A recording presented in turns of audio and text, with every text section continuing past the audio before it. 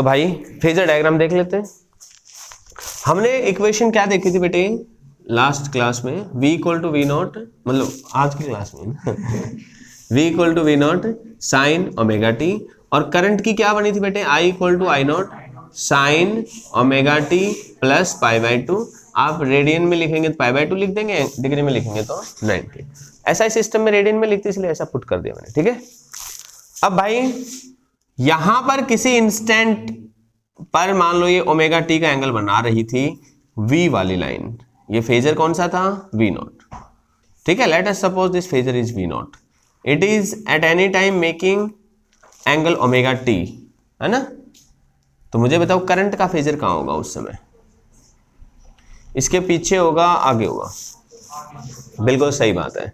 कितना आगे होगा, 30 डिग्री। क्यों बेटे 30 डिग्री, क्यों बेटे, पाई बाई टू कितना होता है 90, तो 90 डिग्री होगा, 30 डिग्री कोई होगा, 90 डिग्री होगा, ठीक है। तो बेटे ये जो लाइन आएगी यहाँ पे, ये करंट का फेजर होगा, ये जो वैल्यू है, ये जो एंगल बनना है करंट वाली लाइन और वोल्टेज वाली लाइन, ये 90 डिग्री होगा। और साहब यहाँ पर ये आई लिख देंगे, तो दिस इज द फेजर। क्या किसी को कोई प्रॉब्लम है, रोटेटिंग वेक्टर्स बना दिए बेटे वी और आई के, यस और नो। अब बेटे यहीं पर वो आपसे ग्राफ और पूछेगा, ग्राफ और बताओ, तो मैं आपकी मदद कर देता हूं, चलो, है ना। मैं कह देता हूं बेटे कि ये वाला जो ग्राफ है, ये ग्राफ किसका आ जाएगा, ये this graph is for v। अच्छा कैसे कह सकता हूं कि ये v का आएगा, क्योंकि साइन वाला ग्राफ है, साइन का ग्राफ 0 पे 0 ही होता है, और जब मैक्सिमम t टाइम पीरियड होगा उस समय भी 0 होगा, जब मैक्सिमम आया होगा उस समय कितना रहा होगा, t/4, अरे और इस समय फिर 0 t/2 पर, और t/4 पर दोबारा से क्या आ जाएगा, 3t/4 पर, सॉरी, दोबारा से मैक्सिमम हो जाएगा नेगेटिव डायरेक्शन में, फिर t पर 0, मतलब एक कंप्लीट साइकिल में जिस तरह से वेरी करता है साइन थीटा, यस और नो। तो ये जो ग्राफ हमने ड्रॉ किया है, ये v का ग्राफ ड्रॉ किया है। अब सवाल ये उठता है बेटे कि यदि ये v का ग्राफ है तो करंट का ग्राफ कैसे ड्रॉ करें। बिल्कुल सही बात है, कोस वाला ड्रॉ कर लो, क्योंकि एक्चुअल में ये जो वैल्यू थी, ये एक्चुअल में थी तो यही cos ओमेगा t तो थी, यस और नो। तो cos वाला ग्राफ ड्रॉ कर लेंगे। cos वाला ग्राफ क्या होता है कि जब ये 0 होता है एंगल, उस समय वो 1 होता है, तो वो मैक्सिमम होगा जब ये 0 था तो, और जब ये मैक्सिमम था तो वो क्या होगा 0, फिर जब ये 0 था तो दोबारा से मैक्सिमम, यहां से यस और नो, फिर ये क्या था 0, सॉरी मैक्सिमम था तो वो क्या हो जाएगा 0। नहीं आया समझ में। और जब ये 0 था तो फिर वो क्या हो जाएगा मैक्सिमम, तो इसी लाइन में यहां से एक मान लेते हैं मैक्सिमम। इसको यदि हम अच्छे से ज्वाइन करेंगे यदि, तो वेव जैसा ही बनेगा ये, लेकिन ऐसी शक्ल बनने वाली है। अब बताओ समझ में आया कि नहीं आया। तो ये जो इक्वेशन आई है, ये जो कर्व आया है, ये कर्व किसका आया है, ये कर्व आया है I इक्वल टू, क्या लिखा है भाई हमने यहाँ पे, I equal to I naught sine omega T plus π/2। तो बेटे ये समय के साथ, छोटे t के साथ, ये करंट और वोल्टेज दोनों का वेरिएशन है। ये ग्राफ आपसे पूछा जा सकता है। कभी कभी तो क्वेश्चन पता है कैसे पूछेगा बेटे, वो आपको यही दे देगा, है बेटे पीक वैल्यू पे कोई कट करेंगे, वो इंटरमीडिएट वैल्यू होगी कोई, पीक वैल्यू पे कैसे कट कर सकते हैं। जब ये मैक्सिमम था तो जब ही तो 90 डिग्री से आगे होगा ना बेटे, जब वो नील हो गया है बेटे, ना ना ना, करंट और वोल्टेज में मैंने बता रखा है, करंट जो है वो वोल्टेज के मुकाबले थोड़ा वैल्यू कम रहेगी, क्योंकि एक्चुअल में क्या था याद करो, V इक्वल टू IR होता है, तो I इक्वल टू क्या होगा V/R। तो अक्सर रेजिस्टेंस की कुछ फाइनाइट वैल्यू 1 से बड़ी होती है, अक्सर, नॉर्मली हो सकता है, लेकिन एक नॉर्मली ये वैल्यू 1 से बड़ी होती है, इसलिए करंट क्या है वो V से छोटा मिलेगा। इसलिए जो इसकी मैक्सिमम लाइन दिखाई मैंने उससे थोड़ा छोटा दिखाया इसको जानबूझ के। क्लियर हुआ बेटे, ये नॉर्मल सिचुएशन है, हालांकि ऐसा 100% नहीं कि हर बार ऐसा ही होगा, हो सकता है करंट इसके बराबर का हो सकता है करंट का ग्राफ ऊपर आए, लेकिन आप फेज को देख के फैसला करोगे कि कौन सा कंपोनेंट है। कभी कभी तो ग्राफ ही दे देगा, कहेगा पहचानो ये कौन सा कंपोनेंट है, कैपेसिटर है। क्योंकि यदि रेजिस्टेंस होता तो रेजिस्टेंस वाला ग्राफ तो यहीं से शुरू हुआ था, याद करो, वोल्टेज का और करंट का दोनों का, और एक साथ यहां पर गए थे, फिर एक साथ यहां पर पहुंचे थे। ठीक है बेटे, तो कंपोनेंट को देख के भी कि जब ये 0 है वोल्टेज तो ये क्या है, 1 है, प्लस का 1 है भाई, प्लस की मतलब एक वैल्यू मैक्सिमम आई है ना।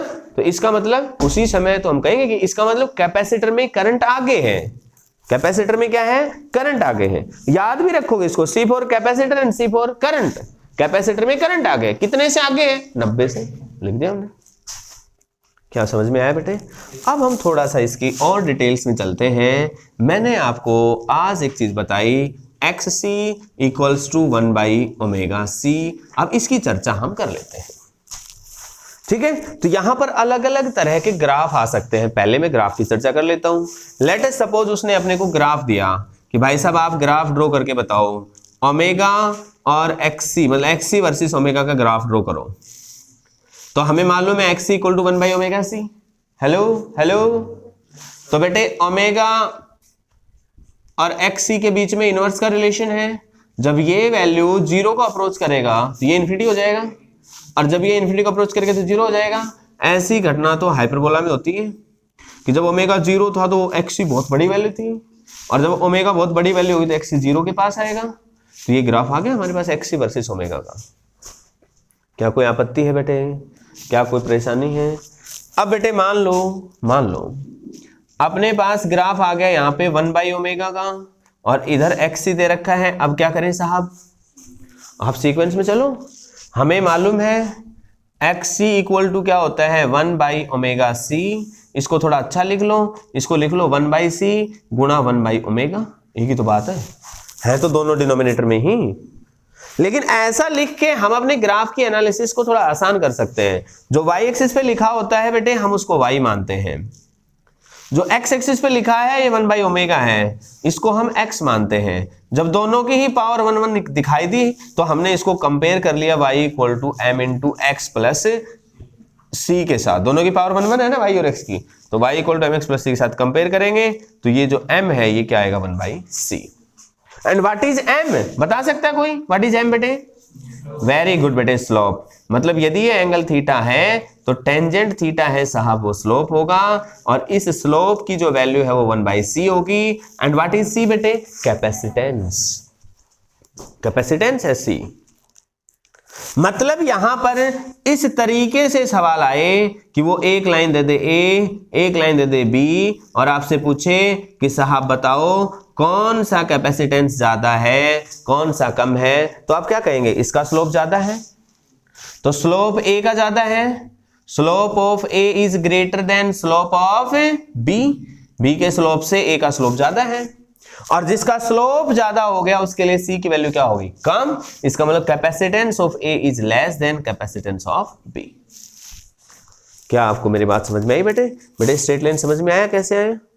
अरे यस और नो बेटे? कभी भी जब y equal to mx plus c जैसी हालात बनती है तो ग्राफ स्ट्रेट लाइन ही आएगा। बताओ जवानों, समझ में आया कि नहीं आया? यस और नो? कोई डाउट तो नहीं है? अच्छा, कभी कभी वो क्या करता है, मैं सिचुएशन को थोड़ा सा इधर लेकर जाऊं। अच्छा, नीचे दिखाई नहीं दिया इसमें तो।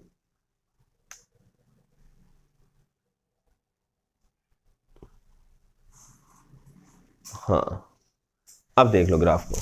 ठीक है, तो ये ग्राफ तो हमने कर लिया है। ओके, अब मैं एक ग्राफ और बनाता हूं, उसमें आप मुझे बताना कि कौन से की कैपेसिटेंस ज्यादा है। ये ग्राफ भी अच्छे से आपको समझ में आ जाएगा। ठीक है, जल्दबाजी मत करना, जल्दबाजी करोगे तो गलती हो सकती है।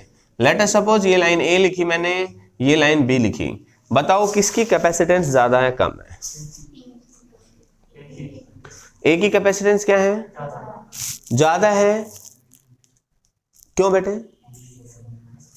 क्योंकि अब की बार हमने क्या कर दिया है, इधर ओमेगा आ चुका है और इधर XC आ चुका है। ठीक है, तो हमें मालूम है, क्या मालूम है हमें कि XC इक्वल टू 1/ωc होता है। लेकिन भाई अपने को ओमेगा को एक तरफ रखना है। अब की बार 1/ω की वैल्यू कितनी आएगी बेटे, C इंटू XC। बेटे जो y एक्सिस पे लिखा होता है ना, बेटे जो y एक्सिस पे लिखा होता है ना उसको हम y मानते हैं। तो y एक्सिस पे कौन लिखा है साहब 1/ω, तो ये हमारे लिए y है। बेटे जो x एक्सिस पे लिखा है ना उसे हम x मानते हैं। तो एक्चुअल में ये क्या बन गया, y = mx + c। कुल मिलाकर बेटे यहां से पता चल गया कि जो x का कोफिशिएंट है वो क्या है, c है। मतलब ये है बेटे कि इस लाइन का जो स्लोप आएगा अब की बार वो क्या आएगा, कैपेसिटेंस के बराबर आएगा। ये इंटरसेप्ट था, ये तो 0 ही है यहाँ पे। तो ग्राफ तो ओरिजिन में से पास होना था लाइन तो यहां पर स्लोप जो है वो c के बराबर आया। इस केस में स्लोप जो था वो उल्टा होता था c से, इसलिए यहां पर इसकी वैल्यू छोटी आई थी, c की बड़ी आई थी b वाले की। लेकिन यहां पर स्लोप है वही c है, तो इसका स्लोप ज्यादा है, जिसका एंगल ज्यादा होगा उसका स्लोप ज्यादा होगा। इसका स्लोप कम है, तो क्योंकि स्लोप जो है वो a का ज्यादा है स्लोप ऑफ b से, इसका मतलब इसकी कैपेसिटेंस भी ज्यादा होगी कैपेसिटेंस ऑफ b से। क्या आपको ये बात समझ में आई है बेटे? सच बताना, ईमानदारी से आई है? कोई डाउट, कोई सस्पेंस, कोई संशय, कोई कंफ्यूजन तो नहीं है बेटे? है तो बताई दो बेटे ना, बेटे सच्ची बताई दो। नहीं है? अच्छा एक बात बताई दो अब मुझे, ठीक है, लेकिन थोड़ा जगह की कमी है, एक बार जल्दी से छापो, फिर मैं एक क्वेश्चन पूछता हूं आपसे।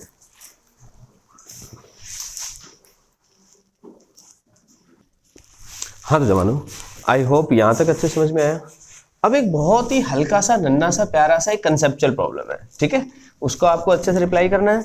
अच्छा ये बात आप अच्छे से अपने नोट्स में लिख लेना कि जो XC है उसकी यूनिट, बोल मत जाना, यूनिट ऑफ XC ना लिख ले, km/h देखी जाएगी बेटे। ओम होती है, ओम पढ़ तो चुके हैं।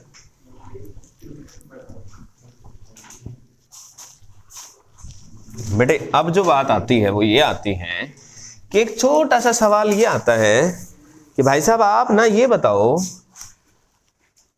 कि जो कैपेसिटर है ना, कैपेसिटर वो डीसी करंट को तो पास नहीं होने देता, ब्लॉक करता है। कांस्टेंट डीसी की बात करें उसको ब्लॉक कर लेते हैं। अल्टरनेटिंग करंट को हालांकि ये पास होने देता है, थोड़ी बहुत रुकावट पैदा करता है लेकिन पास हो जाने देता है। क्यों? अब एक महान आदमी ने बड़ी अच्छी एक्सप्लेनेशन दी, बोले जी ऐसा है, देखो डीसी करंट जाएगा ऐसे, सीधा दौड़ जा रहा था, धड़ टकराया, टकरा के क्या जाएगा, गिर जाएगा, आगे तो जा ना पाया। लेकिन जो एसी आ रहा था वो इस तरीके से आ रहा था, हाय हाय ठीक है, तो इस तरीके से जा रहा था, हाय तो जंप करके चला गया। तो क्या ये सही है बेटे? ऐसा कारनामा कर मत देना। ये याद रखने के लिए कि भाई एसी जो है हाँ पास हो जाता है, ठीक है, इट्स ओके, डीसी पास नहीं होगी। याद रखने के लिए आप जो मर्जी तरीका यूज करें, लेकिन ये पेपर में नहीं लिखना होता है ना। मैंने पहले बताया भी था आपको, एक बार एक स्टूडेंट ने पेपर में लिख दिया ऐसे ही, इंटरनल एग्जाम हुआ उसमें चेप दिया है। मैंने कहा बेटे ये क्या है, कोने में लगाया मैंने फिर उसको छोटा मोटा पाप को यही, ठीक है। तो बेटे अब देखो इसकी एक्सप्लेनेशन क्या है, बहुत प्यारी सी एक्सप्लेनेशन है, बताएगा बेटे? गर्ल्स में से कौन बताना चाहेगा? अंजलि बताना चाहेगी, बताओ बेटे अंजलि। सिंस XC कितना होता है 1/ωc, and in case of direct current omega तो ना बराबर है, कांस्टेंट DC है, तो इट अप्रोक्सीमेट टू 0। इसका मतलब XC अप्रोक्सीमेट टू इंफिनिटी। अरे यस नो, अरे ना आया भाई समझ में, ये इन्फिनिटी को अप्रोच करेगा। भाई डीसी करंट की फ्रीक्वेंसी कितनी होती है बेटे? अप्रोक्सीमेट 0। डीसी में डायरेक्ट डीसी, कांस्टेंट डीसी है ना। तो भाई साहब अप्रोक्सीमेट वैल्यू क्या आएगी XC की? इंफिनिटी। XC इंफिनिटी होने का मतलब क्या है? This implies that capacitor will offer कितना कितना infinite resistance in flow of DC. DC के केस में इनफाइनाइट रेजिस्टेंस ऑफर करेगा, that is it will block. भाई इनफाइनाइट रेजिस्टेंस का क्या मतलब? ब्लॉक कर दिया इसने डीसी को। Now in case of AC, अब हम एसी की बात कर लेते हैं। ओमेगा क्या होगी? कुछ फाइनाइट होगी, नो डाउट बड़ी हो सकती है, छोटी हो सकती है, लेकिन होगी तो सर एक वैल्यू फाइनाइट होगी, यस नो। फाइनाइट तो 0 भी था, लेकिन इससे एक्स ही फाइनाइट नहीं आया था, लेकिन अब की बार क्या हो गया, ओमेगा फाइनाइट है। ओमेगा फाइनाइट है, इसका मतलब 1/ओमेगा c, जिसको हम के एक्स ही कह रहे हैं, ये भी क्या आएगा, कुछ फाइनाइट। इसका मतलब है capacitor will offer some resistance in flow of AC, इसके रास्ते में कुछ रुकावट तो पैदा करेगा, but it will not completely block it, ठीक है, but it will not block it. इसको ब्लॉक करके नहीं बैठ जाएगा, नहीं जाने दूंगा, कुछ भी हो जाए जाने नहीं दूंगा मैं, हाँ ये तो मेरी माँ ने कहा है, नहीं जाने देना तो नहीं जाने देना ऐसा तो होगा नहीं, अरे यस और नो। तो प्यारे जवानों, ये एक अच्छा सवाल है जो पूछ लिया जाता है। क्या है सवाल, कैपेसिटर बताओ तो सही, blocks DC but not AC, why, this is the explanation. छाप लो, ठीक है। तो आज इतना ही करेंगे, कल इंडक्टर की चर्चा करेंगे जवानों, 20 सवाल तक करके लाएंगे आप, ज्ञान बूस्टर के क्वेश्चन नंबर 20 तक ट्राई करके आएंगे। If you face any problem we will discuss, ठीक है जवानों। आज के लिए इतना ही, गुड बाय, टेक केयर।